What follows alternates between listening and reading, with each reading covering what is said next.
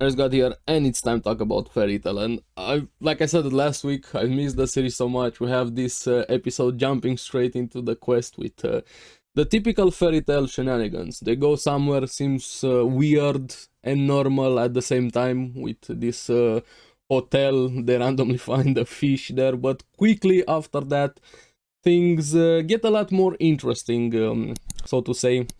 They even get this ominous potion they have to drink, even though they still drink it in the end. It actually helps them breathe under this underwater hotel, which is on theme following the water god dragon. The entire team gets submerged there, and they start spending a bit of time enjoying the swimming and so on, but things go badly, as they usually do in quests like this. They angry the locals by saying they're simply there after the water dragon. Now, I like this, I like the start, I miss all of the shenanigans, Wendy being... well, we're gonna get to poor Wendy there, but they quickly get attacked by the fish. Apparently, other humans were there after the water dragon, and quickly being set up that a lot more people are hunting these dragons here. But before we get into the dragons, the main topic of this episode, Toka is gonna be an important part moving forward. Like I said at last week also, Gagel, Levi, and Juvia still stalking her. They're trying to figure out who, what she is. And she lets out slip that she kind of has a tail, but pretends there's nothing beyond that. Now, if you guys know what a tail means in Fairy Tail, if you remember from the main series, or maybe you have read ahead, you probably know what or who exactly she is, at least a part of it here. I'm gonna say a small spoiler here if you're just watching right now with this episode. She's an Exceed. That's all I'm gonna say for now here. Spoilers done. Spoilers done. That's it here. I'm gonna be happy to see when they realize who or what exactly she is. We even have Jalal going at Sabretooth, asking their help to find her. He's on the hunt for her also. I've kind of missed seeing Sting, Rogue, the others there. Minerva kind of teasing him about that. Poor guy. But Yukina, Soran are there, cute. All of the Sabretooth being there together. But here, Lucy made a really good point. How exactly they're gonna handle these dragons. Now, Elasferia only said seal them, but that can be taken in different ways. Literally sealing them in some sort of prison, seal or some sort, weaken them, kill them, tell them to tone it down or some sort. She brought some really good points. He didn't exactly say, go ahead, kill them, destroy them, obliterate them in those senses. Natsu got a bit pouted, he wanted to fight there, but I liked how Erza reminded him, you, of all people, should know that not all dragons are bad, and that's gonna be very important moving forward. And I've missed Erza kind of being the voice of reason in the group, because we have Lucy, Natsu, and Grey doing all of the shenanigans, until she does her own shenanigans, of course.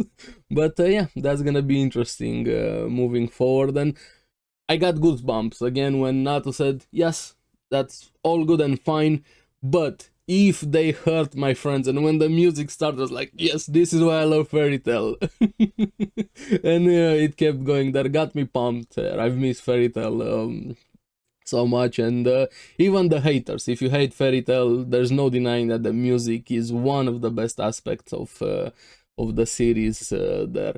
But yeah, after this they disguise themselves into fishes thanks to Gemini's powers from Lucy. Yeah, fishes, so human face feast fishes. Would look very weird, but why not?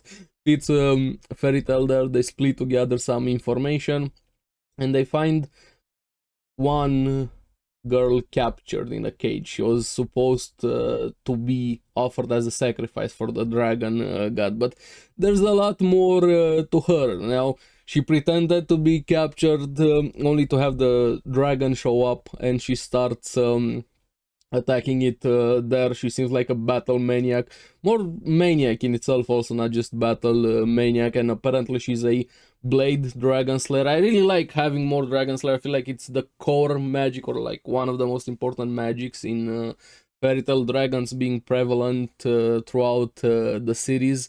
But she is able to quickly deal with the dragon, water god dragon there. But yeah, that was pretty obvious. There's no way that dragon was gonna be the actual water god dragon they were hunting there. Felt like a low level dragon there. Would have been kind of weird just killing it so easy, so to say. But the curious thing, what she did after she beat it, chopped it up, and starts eating it. Of course, because that's what you do. When you hunt something, you eat it. Makes sense, right? But here we have Natsu versus her. She's able to block one of her attacks, but there's a lot of force behind it. He actually trembled a bit there. He felt the effects. And she reveals she's a 5th generation of Dragon Slayer. Because a lot of them, they get the first one get their power straight from dragons, the second generations with Lacrima, the third get it with both Lacrima and from dragons, and fourth, if I remember, there were weapons, and fifth are from eating the dragons. So she ate the dragons and she got their powers. They're called dragon eaters, and she wants more power. That's why she's hunting the dragon gods there, and part of the guild Diabolos, the blade dragon Kyria. I'm sorry if I mispronounced her name. The guild kind of reminds me a bit of Tartaros from the previous arcs there with Mardgear and so on. But it seems we're gonna have an interesting group on our hands here. Quickly Natsu figures out that he can't use his fire magic underwater.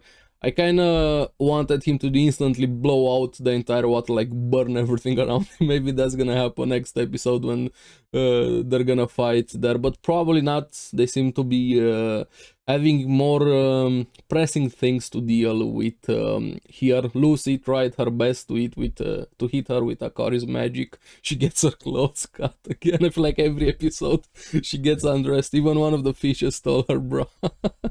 Wouldn't be Fairy Tail without Lucy losing her clothes there.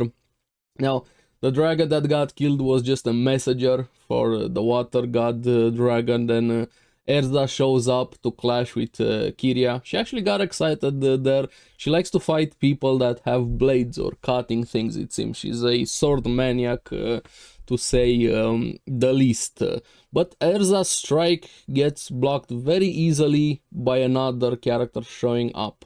Mad Mole. He blocks it with his head like a dome. He didn't even get phased there. Apparently he's the armor dragon, another dragon eater. We have the blade and the armor. I feel like they're a perfect group together. One is full offense, one is full defense there. But quickly things take a turn because water starts splitting all over the place, and the actual water god dragon shows up. Suijin, the guy from last episode that was looking over Natsu and the group there. So next week is definitely gonna be very interesting. Pretty much a build-up episode introducing some characters also. They quickly found the water god dragon. I'm curious about a lot of things. I do have some spoilers, like I said, from last week also. But I'm enjoying it. I've missed Fairy Tail so much, one of my all-time favorite series. But I'm also really curious. What do you guys thought about the episode? Are you happy Fairy Tail is back? What do you think so far? First impressions from the first 2 episodes. Let me know in the comments below. And as always, remember to like and subscribe. Helps me quite a lot. And you guys get the latest videos on the series that I follow. So keep enjoying Fairy Tail. Can't wait for next week. Bye-bye.